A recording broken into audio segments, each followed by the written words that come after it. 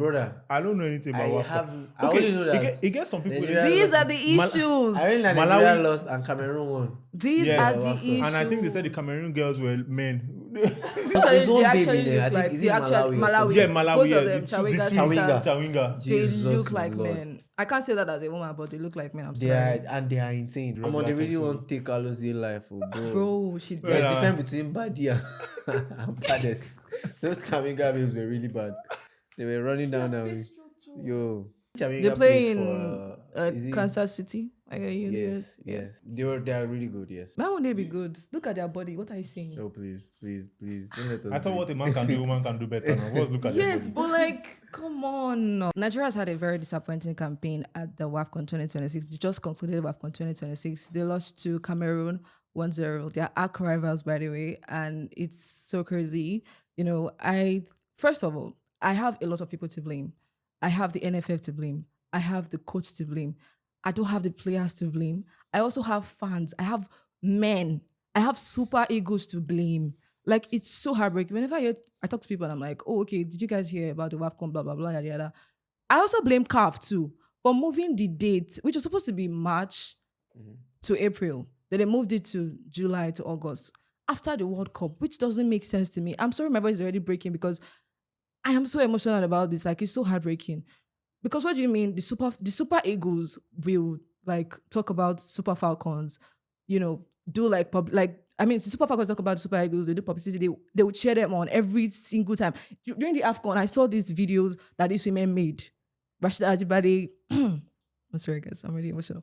Rashida Ajibade, all of them, Ohale, what's this lady, Alozie, all of them made a video. They combined a very, very cute video wishing the Super Eagles, good luck at the AFCON and everything. And for the Super Falcons, we didn't see anything. There is no promotion, there's no publicity, nothing. CAF, I don't know, what was this? What was the point of moving the WAFCON from April or from March to April, then to July to August? It doesn't make any sense. And I don't blame the fans, to be very honest, because we just concluded World Cup 2026. Nobody's going to go to Morocco and start spending that money. It is not bad if you have the money, but not everyone has that money. Even journalists could not afford going to Morocco again. Some went, but it's not that easy. You need to see the stadiums. It was so empty. And after everything, they will be claiming, oh, Super Falcons, we have 10 titles. We have this, blah, blah, blah. Nothing. But they do have 10 titles. We do have 10 titles, but you guys are famsing us. Okay. It's not funny. Well, I have to agree with Tammy that the WAFCON gets poor publicity, right? And a lot of it is owed to the individuals, the people who can influence, a little bit of publicity for our Super Falcons, like the men's team, for example, the Super Eagles. I also want to tell you that I feel like it was immediately after World Cup that they did play the Falcons. So like, they didn't get to even prepare. Yeah. It was like, I think 4 days. Mm-hmm. They were at the camp. Like, what do you mean you were at the camp 4 days before the actual tournament? Mm. They even stole these women's money. Yeah, at the hotel.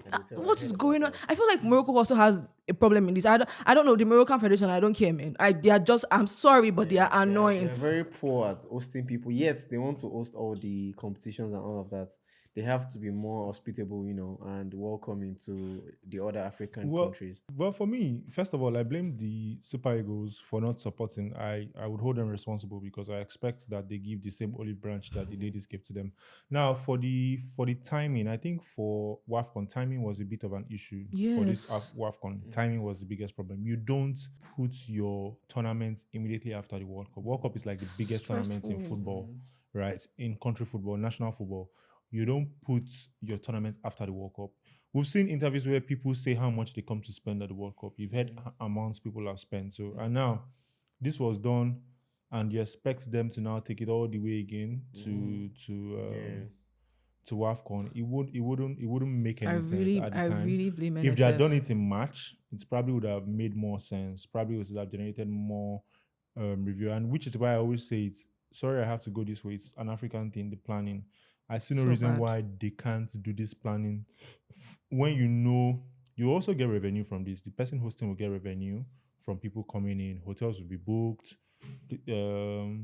Would I say fans will come in and everything? You get all these people. So I expect that when you know that these things are coming, you strategize yourself to make sure that everything is done properly. The stadiums were empty. I watched games where stadiums were barely had up to 10,000 people. So bad. That's even giving a stretch. So if you have stadiums that can't get filled up, how are you going to make your money back? So it makes you understand it's not a charity organization, right?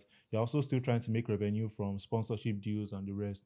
And if you put it directly after people have done for the World Cup, they won't want to put their money. And imagine I've decided to sponsor something and it's supposed to happen in March. Then you tell me, oh, what's supposed to happen in March is moved to July. I could tell you I'm not sponsoring again. Like, okay, just give me my money. I don't think it is feasible for me. I think, and for the Nigerian part of reaching 4 days before the tournament, to be honest, I don't know why I'm not surprised. Honestly, I do not know why I'm not surprised. We've always been used to this thing, whether men or women. You see when the men are sleeping at the airports, they are not letting them leave. Yeah. Things like that. Then you put them into those harsh conditions and you expect them to deliver you something grand. And you say, oh, they are in other teams. Yes, the clubs they play for treat them like human beings. They make sure that you're mentally prepared for everything that you need to do.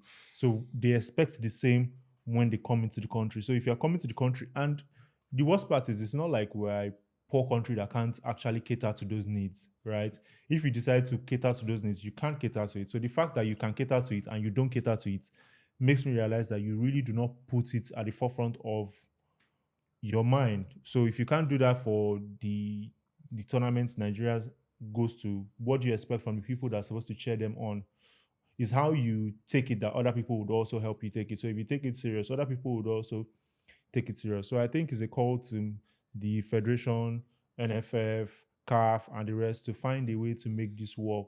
Timing is of the essence when you are planning things like this, because at the end of the day, we all know that in as much as we want to enjoy the game of football, the organization is also trying to generate money. But then you have to be strategic with your timing. You have to be strategic with the way you prepare your players for it. You have to be strategic with the way you prepare the country that is going to be hosting, because a lot of things, Morocco has misbehaved during the male AFCON, and now you're hearing that during the female AFCON, people are losing money. Those things need to be stopped. You can't want to unsettle people because you want to win. I see no reason why you do that. Why don't you win a game fairly and stop harassing people? But then we really hope they do change, because if they do change, that helps the global stage of how they see us when we take. Because if you don't take charge of your own, they wouldn't want you to take charge of something more better than that. Because how do we now host maybe a World Cup?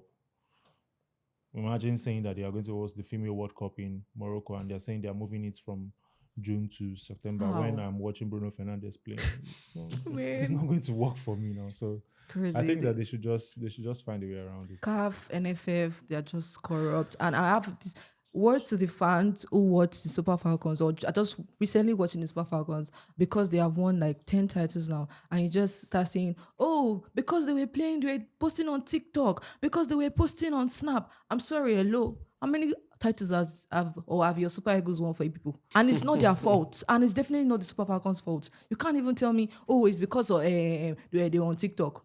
Don't they have? I don't know humans. They're not supposed to post. And don't come and say, oh, because is this particular guy that I was talking about Boniface one time. I will say it again. They are totally two different people, or two different persons, or two different teams. Super Falcons are doing well. They are making us happy. I remember how I was crying that day. The WAFCON 20. I was on my knees. I was so happy that they won it. We were struggling that time against Morocco, but they won it. And let's not forget about the Nigerian. We were 2 goals down in that yes. game, and then we came back. I was crying. I was like, oh my God, girls, please do this for me. They did it. It was good. They did the remontada, you guys. And now because something happened, which is NFF's fault, CAF's fault, you're now saying, oh, Super Falcons have been playing. I even said when I was saying that, and the Super Eagles supported them how? Money and posting and cheering people on. There are two different things. I understand that maybe it does not. I will not say that. Oh, maybe the videos that we make or say, oh, I suppose Super Falcons will actually make them go and perform on the pitch. But it also boosts this confidence in them. Like, oh yeah, I am playing for my team. I'm playing for my country. My fans are happy. People at home are happy. They are depending on us and everything. We actually depending on them, but nothing happened to the point that Michelle Alozie had to deactivate her Instagram account. Like I don't know Nigerians. Like, you guys are very, very annoying. Like, I'm very sure the kind of text or DMs that you'd have sent to that person would have been the worst DMs. Probably saying things like about our body. Because I know you people. I know. Even let's forget Super Falcons. Even the Egypt women. See what they wore. Look at the jersey they wore. Wearing because Egypt is the only country that has won like more AFCON titles. Why are you wearing men? What is going on with the women's tournament? Women, what's going on? CAF commentators too, rubbish. You just say rubbish. Are you not watching the match? And it was a woman. I'm sorry, but like, are you not watching the match? On behalf of the federation, the girls and our girls, right? We're sorry. We men will do better. Okay. Please do better. Okay. Support the We'll girls. do better. We'll support you guys more, and we hope that the CAF to also like pay attention to I hope so. these troubles and all of that. Let's we're stressing. I'm stressed. I can't lie. Coverage is produced by Visionary Studios in association with Arrow House Studios. Arrow House Studio is a state-of-the-art multimedia studio in Lagos offering a wide variety of services, including video production, editing, photography, audio dubbing, and engineering, and so much more. Visit the website at www.arrowhousestudios.com to get your code today. We'll be ready to help.